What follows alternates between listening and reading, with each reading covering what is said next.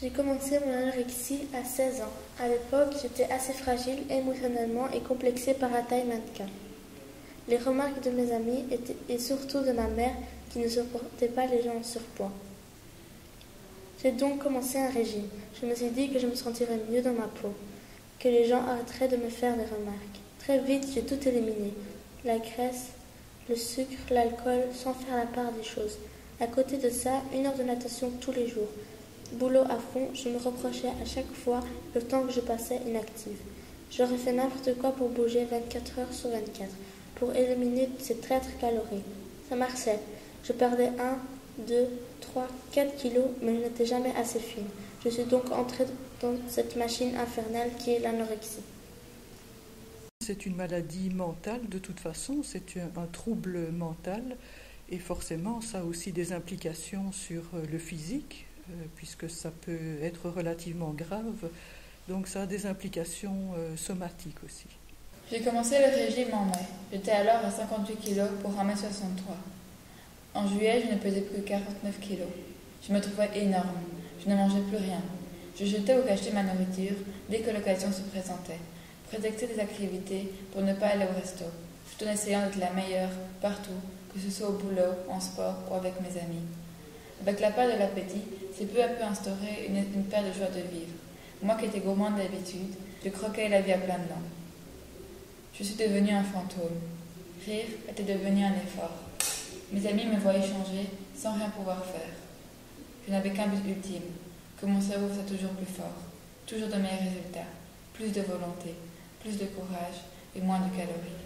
C'est très généralement une difficulté à faire face aux transformations du corps à l'adolescence, surtout pour les filles, puisque c'est une pathologie souvent qu'on retrouve chez les filles, plus que chez les garçons.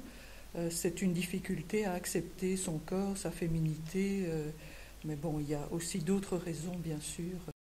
En août, je pesais 46 kilos. Moralement, j'étais anéanti, triste, le regard vide, des pensées suicidaires. J'ai entamé mon année scolaire en septembre, parfait pour me surpasser mentalement. Je me suis mise à bosser de manière acharnée, tout en continuant à me sous-alimenter.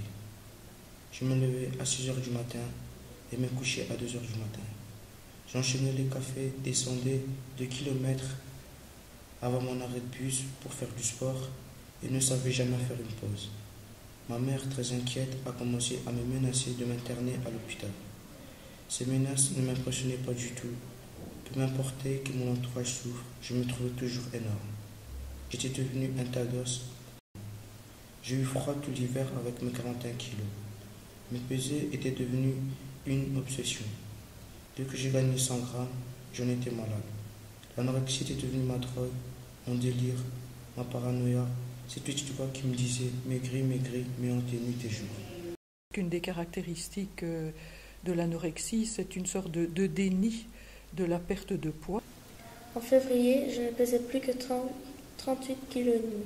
Ma mère m'a un jour demandé de me peser à l'improviste. Je n'ai pas eu le temps de tricher avec mon poids. Et là, ça a été le choc pour elle. Je devais aller à l'hôpital.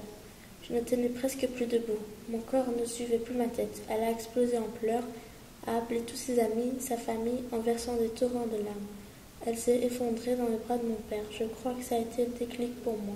Je lui ai dit que je voulais guérir, que je ne voulais plus, que je voulais m'en sortir car je n'avais plus d'amis, plus aucun coup de vivre. Bref, la mort était plus souhaitable que cet état. C'est ça le problème, c'est qu'elles se trouvent souvent, ces jeunes filles, encore trop grosses. Donc, elles ne se rendent pas compte la maigreur dans laquelle elles se trouvent. Alors, progressivement, je suis passée d'un régime à 200-300 calories à un régime à 1200 calories, ce qui est un pas énorme pour l'anorexique. J'ai peu à peu réintroduit les lipides, les protéines et les sucres dans mon alimentation. Je me suis reposée, j'ai récupéré mon sommeil, j'ai essayé de me faire plaisir. De ne pas me dire que, parce que j'avais mangé un carré de chocolat, je devais aller faire 3 heures de jogging après. Ça a été très dur. Il y avait des jours où je lâchais complètement, où j'allais me faire vomir, où je reprenais tous mes vieux réflexes. J'ai tenu le coup. Je savais qu'au fond de moi-même, je ne voulais plus remettre mes parents dans un tel état. Et surtout, que je voulais vivre, sortir, avoir des amis, faire la fête, comme tous les autres jeunes de mon âge. Le plus dur est de se voir grossir dans le miroir en sachant qu'on ne peut pas se faire vomir après. Mais à force de remanger des aliments plaisir, je me suis mieux acceptée dans mon corps. Mes nouvelles rondeurs me plaisaient. La joie de vivre est revenue avec l'appétit.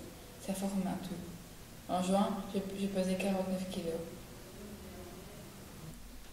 La question, c'est est-ce qu'elles ont réellement dépassé le problème? Est-ce que c'est suffisamment stabilisé que pour pouvoir avoir une meilleure image de son corps, une perception plus réelle, et ne plus être dans le mécanisme qui fait qu'on doit maigrir. Maintenant, je sais que je suis complètement guérie. Je pèse 107 kilos. Je suis ronde. Je suis loin d'avoir une figure de mannequin. Mais pour rien au monde, je ne changerai mon poids. J'attire de nouveau les garçons. Je suis bien dans ma tête, bien dans mon corps. Je m'accepte avec mes formes, mes défauts, mes rondeurs. Mais je suis redevenue cette fille gourmande, pleine de vie, d'amis et d'espoir. J'ai de la chance de m'en être sortie, d'avoir réussi à affronter cette petite voix qui te pousse à maigrir. Le chemin est long et dur, mais l'effort vaut le coup.